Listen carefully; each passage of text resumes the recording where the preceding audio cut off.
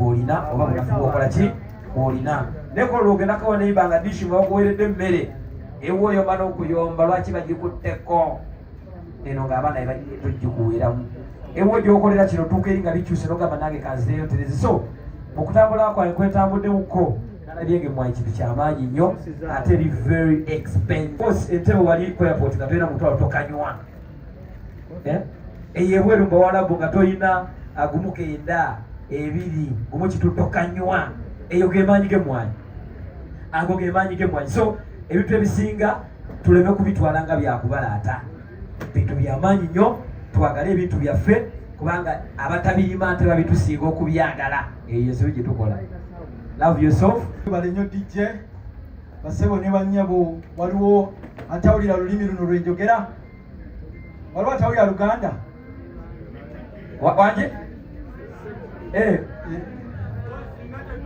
nilizamu anniversary sundown apembuzi nkuwente esebo erinnya lyange nze Mukenkufu Nyanzi Julius era nze omutandisi wa Prof by Research obugalo bannange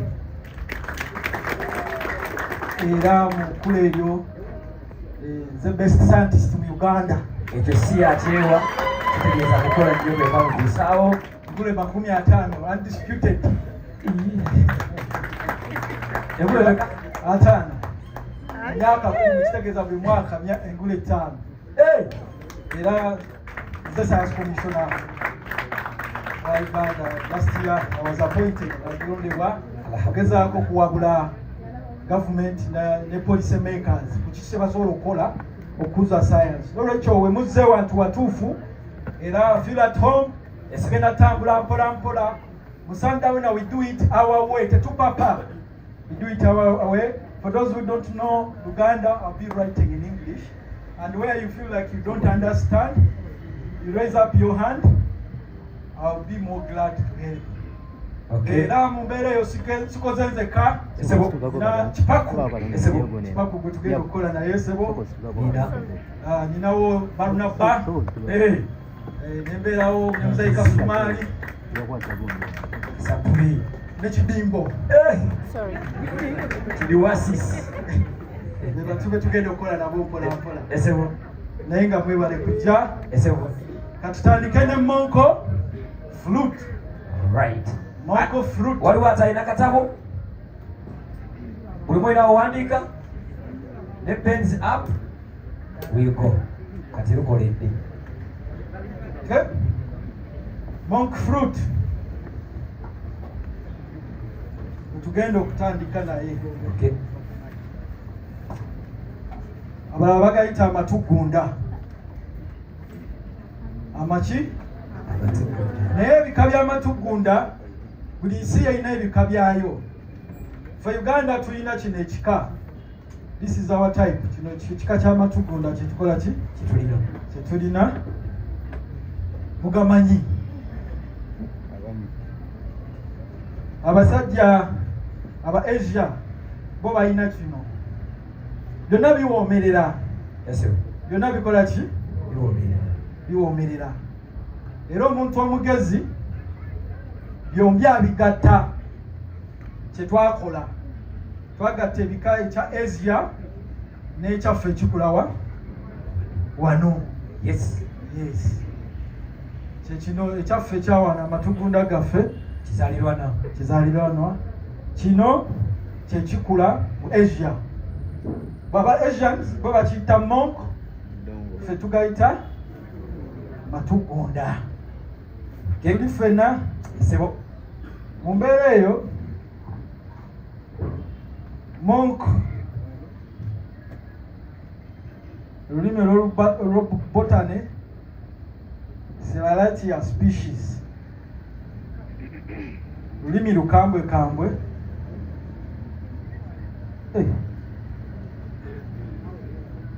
Kabaya apadde permanent marker, twetaaga whiteboard marker.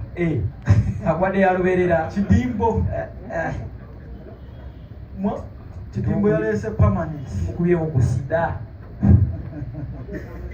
mukeekiru nga bwaleeta whiteboard marker eso zino ziri permanent, si ntuufu, tezivaako bwoba ozisangu. za ku primary. Nolwekyo permanent nga bwe tugenda mu maaso sukaali ono alina migaso ki? Lwaki wabyafaayo nnyo?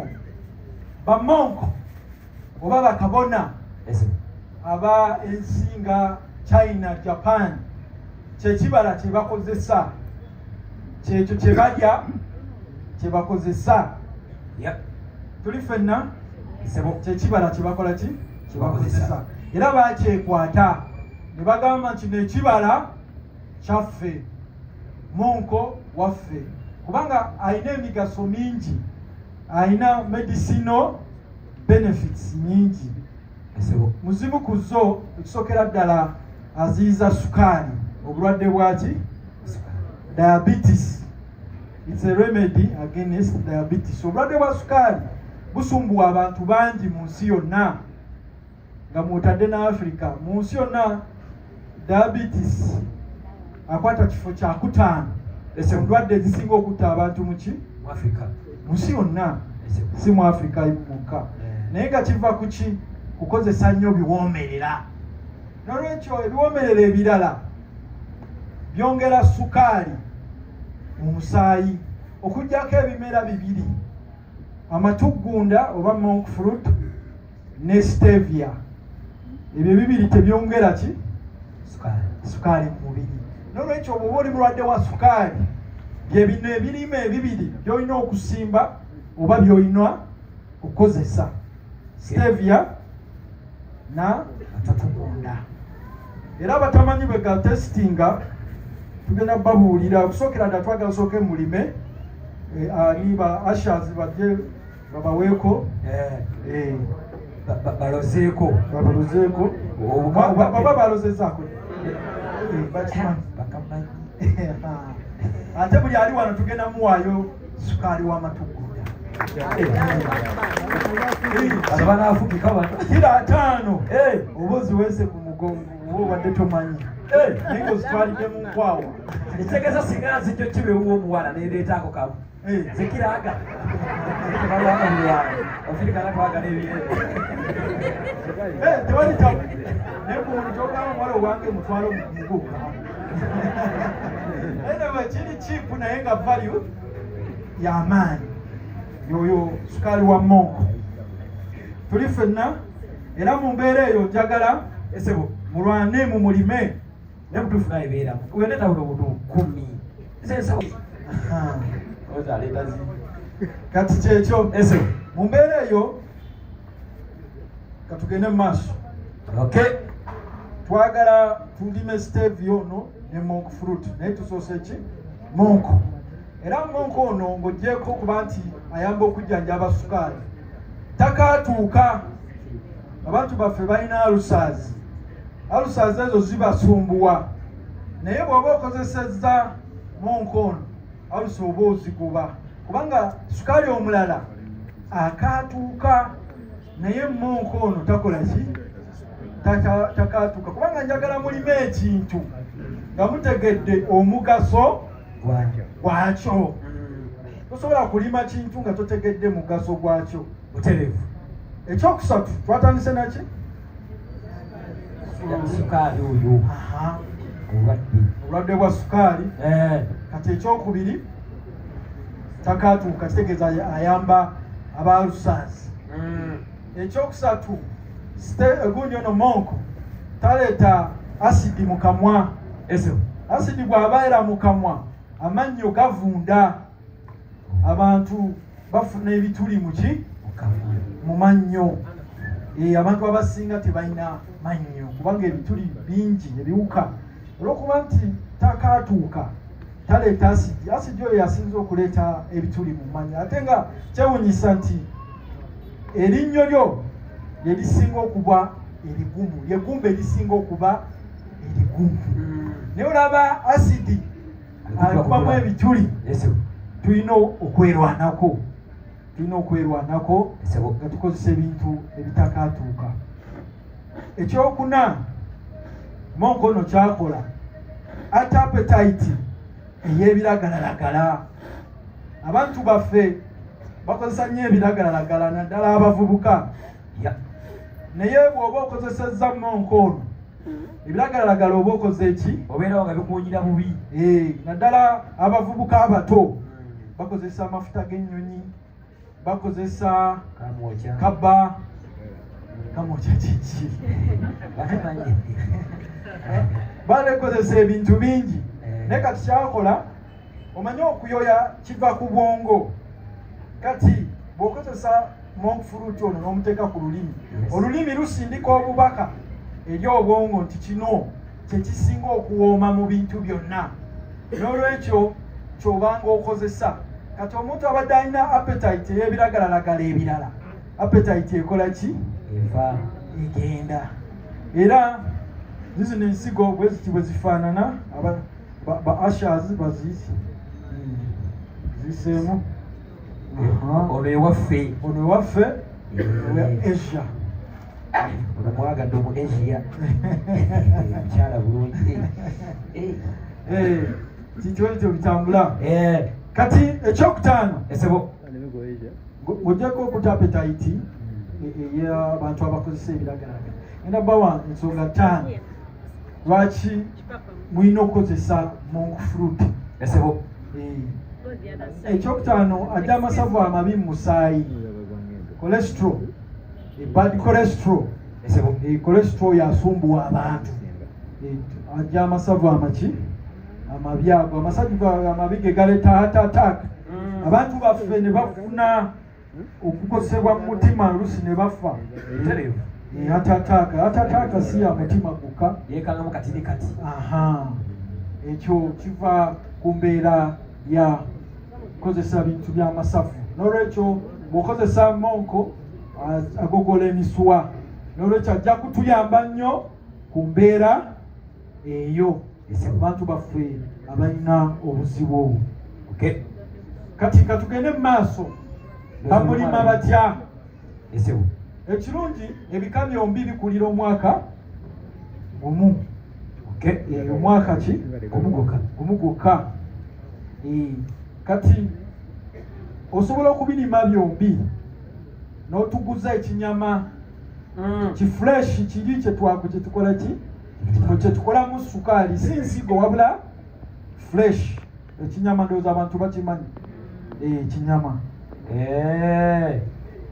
ekinyama eba bode nga ensigo eri tekola ki nga teriimu kati okulima katutandike cultivation n'ekyaffe ekyamatugunda agaffe wano okusookera ddala amatugunda ago esebo tugenda kusimba ndokwa bw'osimba ensiga erwawo ekuweera mu myaka 2 ku 3 naye ate bw'osimba endokwa eyo lwadde ensigo yetuwa endokwa naye waliwo engeri endala gyetukolamu ki endokwa nga tissue culture abasoma sundown ewedde basoma tissue culture bameka baaliwo mu sundown ewedde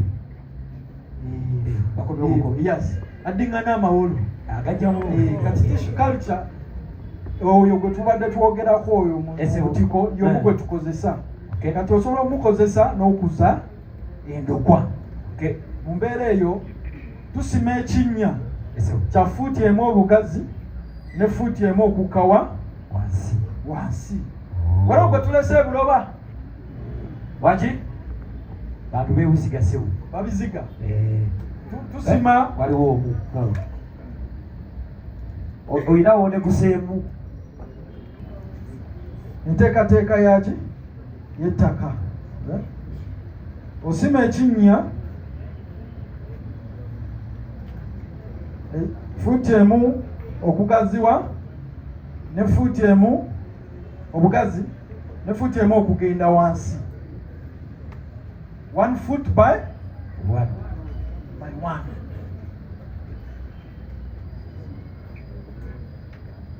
1 tutase okulabayo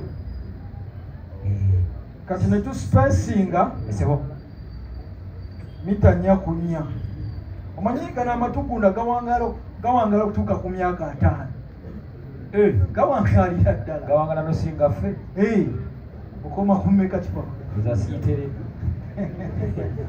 embeera gye tubeeramu amatugunda esebo spacing ya 4 meters by 4 meters kitegeeza bw'okisima ekinya ekya fuuti emu wano obukawo mita 4 n'osima ekirala n'obuukawo mita 4 n'osima ekyokubiri bwotyo tuli ffenna kati era ye rock tukusinziira ku bugazi bwaki bw'ettaka lyo era n'obuukawo mita 4 n'otandika ekirala bwotyo okutuuka lw'omalayo faamu yo yeyo space kati awo kitegeeza oba omaze okuteekateeka ettaka lyo ekiddako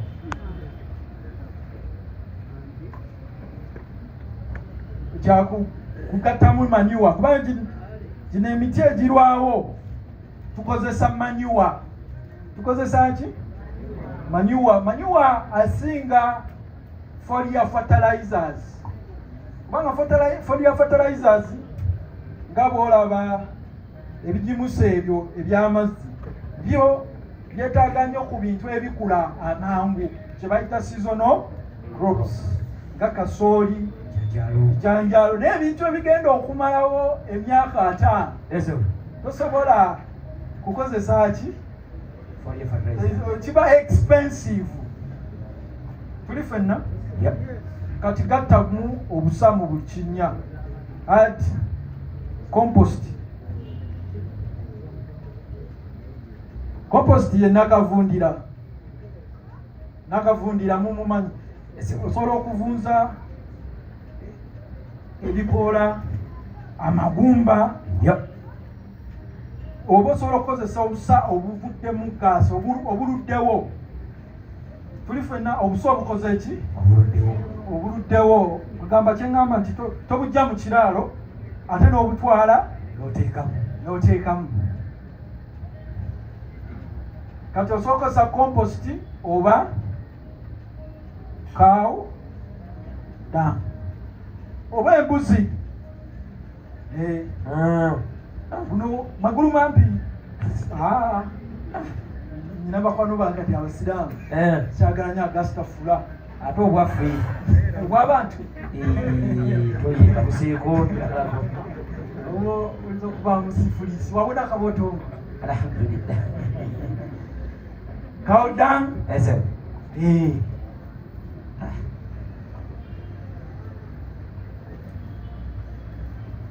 obusa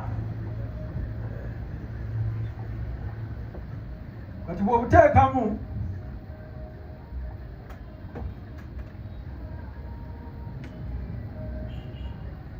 ekiddako oteekamu bukuze ekiddako oba obukaddiye kiddako ng'osimba amaki amatugunda era mu eka tuteekamu endokwa 2.5 eke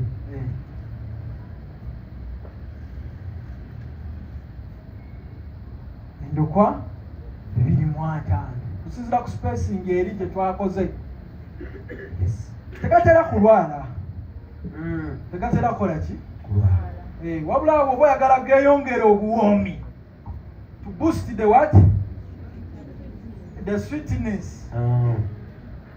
Osobola okufuirako foliar fertilizer ebigimusa ebyamakoola omanye ebyo bibaamu nnyo potassium, nitrogen ne phosphorus. Ati sprayinga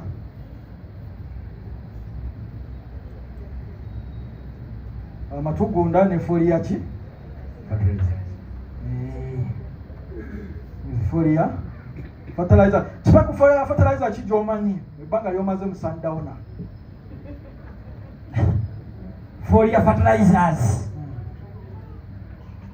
omeka waliwo omwaka guwedde wangi omu babiri asatu omanyi eruwa wangi kibuzo tekibuuza kibuuzo waliwo omusulo gw'obumyu lyanga enyindo mbaaya rabbit urine esewo rabbit urine waliwo ekiddo eky'oku mazzi ekituufu ekyo wenda kyenoonya mu luzungu bakiyita batya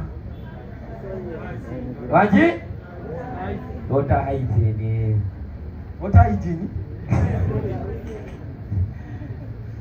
kati kino kiyamba okuboostinga ki badde abantu badde bambuuza nti sukaali ono nga muka nnyo okoma okufuuyira kebyo bifoliar fertilizers n'obuko obukola ki okweyongera obusukaali era kati nga abalima sunflower ntungo era ezo foliar fertilizers ziyamba okwongera ku bungi bwa oyiro bwe kityo bwe kitambula kati amakungula gabeerawo mu mwaka gumu harvesting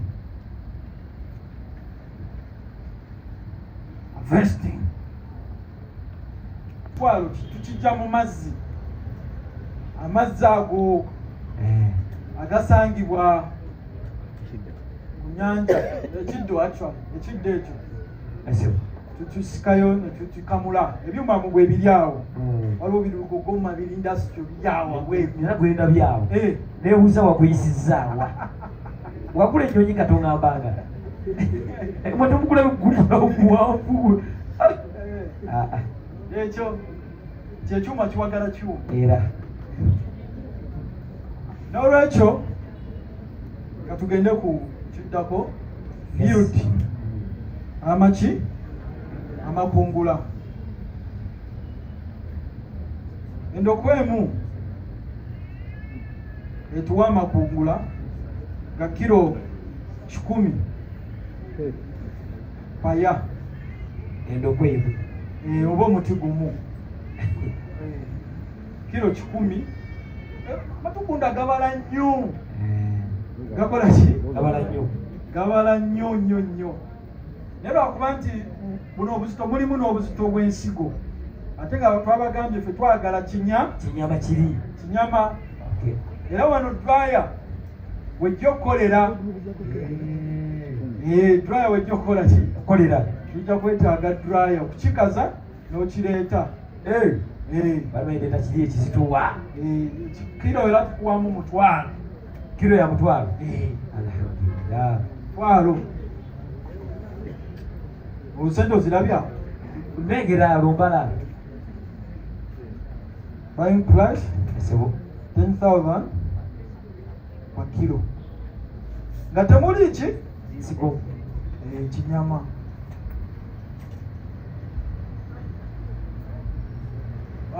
bw'obaddemu ensigo zino kyesala ensigo yesala emirundi 25 25%.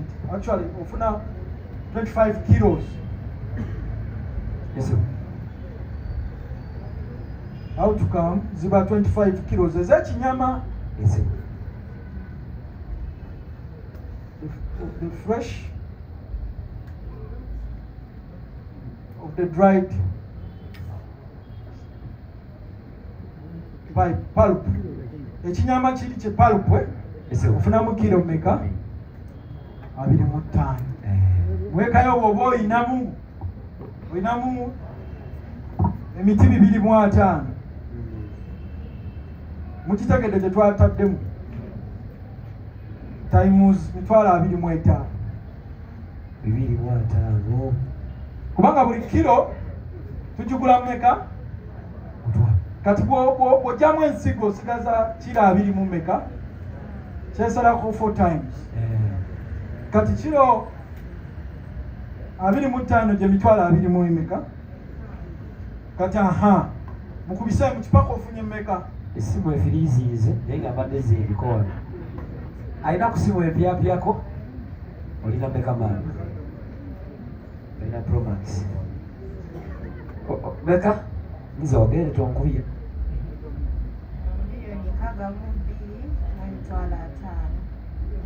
amonzibye babidu naye zofunye zezo milioni nka tulimu profesa zino sente si za buli lunaku za mwaka nkiwedde lwa mukaaga ndabika naye nanga esente zokola ki zofuna kyebagamba nti sente zimera ku ki ku miti esebo tugende maaso esebo naye olina okuteekako foli ya fatalayiza eyo esebo wiikire okay okufuna obuzito obuki obw'amaanyi obusa kyakaberera